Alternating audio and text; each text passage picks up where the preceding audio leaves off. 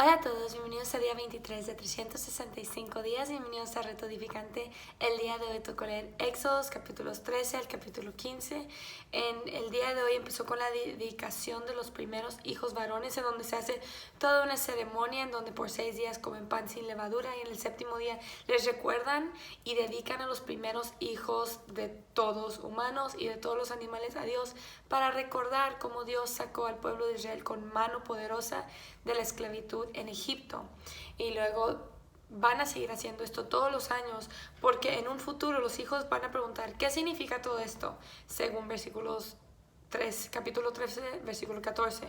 Y ustedes les dirán: con la fuerza de su mano poderosa el Señor nos sacó de Egipto, donde éramos esclavos. Entonces esa ceremonia se hizo para recordatorio de lo que Dios había hecho. Y luego pues Dios desvía al pueblo de Israel por el desierto. En vez de pasarlos por la tierra de los filisteos para llegar a la tierra prometida, Dios los saca la vuelta hacia el Mar Rojo, porque no quería que el pueblo tuviera temor al ver toda la guerra en la tierra de los filisteos. Y me gusta mucho y me sorprende esto. Dice aquí al finalizar el capítulo 13: y el Señor nunca quitó de su lugar delante de ellos la columna de nube y la columna de fuego. Eso es increíble, o sea, físicamente veían la presencia de Dios con ellos. En el capítulo 14 habla de cómo Dios endureció una vez más el corazón de Faraón para perseguir a los israelitas, y pareciera que estuvieran atrapados porque estaban a la costa de un mar. Y ellos se asustaron y se empezaron a quejar diciendo: éramos mejor esclavos en la tierra de Egipto que muertos en el desierto. Entonces pues el Señor peleó por ellos. Fue increíble, porque aquí dice en el capítulo 14, versículo 14: el Señor mismo peleará por ustedes, solo quédense tranquilos, porque ellos ya se estaban asustando. Y luego aquí dice: entonces el ángel de Dios, que iba al frente del pueblo de Israel, se trasladó hacia atrás del campamento. La columna de nube también se cambió de lugar y pasó a estar detrás de ellos. La nube se puso entre los egipcios y el campamento de los israelitas. Al atardecer la nube se convirtió en fuego e iluminó la noche, pero los egipcios y los israelitas no se acercaron unos a otros en toda la noche. Entonces realmente Dios estaba literalmente protegiendo a su pueblo. Entonces pues ya Moisés, con la vara y con la orden de Dios, abrió el mar, lo partió por la mitad, y pasó el pueblo de Israel por tierra seca, ni siquiera era lodo, y había dos paredes del océano levantado del mar a los lados de ellos. Ellos cruzaron en seco, y luego los egipcios intentaron cruzar, y pues Dios les complicó todo, y las ruedas se le empezaron a torcer y no podían moverse, y gritaron en desesperación. Y una vez que los israelitas ya habían cruzado el mar, Dios cerró las paredes del mar sobre los egipcios y murieron todos. Y lo termina el capítulo 14 diciendo: cuando el pueblo de Israel vio el gran poder que el Señor había desatado contra los egipcios, se llenaron de temor reverente delante de él. Entonces pusieron su fe en el Señor y en su siervo Moisés. Y en el capítulo 15 hay un canto de liberación, en donde exaltan el nombre del Señor, gozosos por todo lo que ha hecho.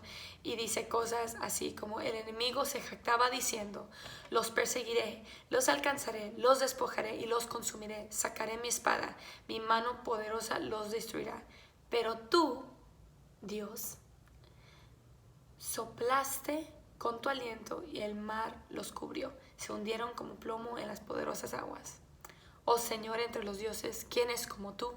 Glorioso en santidad, imponente en esplendor, autor de grandes maravillas. Levantaste tu mano derecha y la tierra se tragó a nuestros enemigos.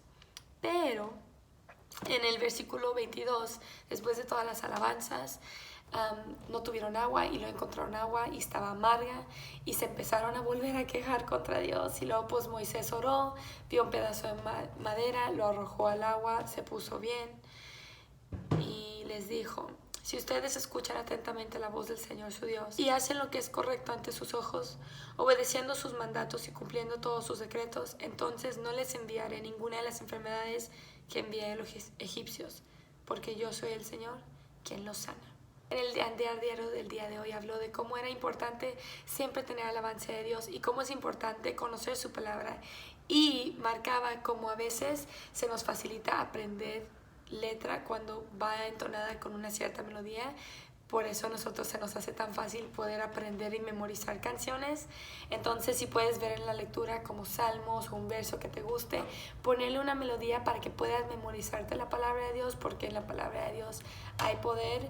Lo que yo saqué de la lectura personalmente era, así como puedes alabar a Dios en los momentos buenos, también hay que aprender a alabar a Dios en los momentos malos y no ser tan rápidos para juzgar, ni quejarnos, ni criticar nuestra situación, ni mucho menos reclamarle a Dios, sino tomar un tiempo, meditar y aún en medio de la tormenta, aprender a adorarle en espíritu y en verdad.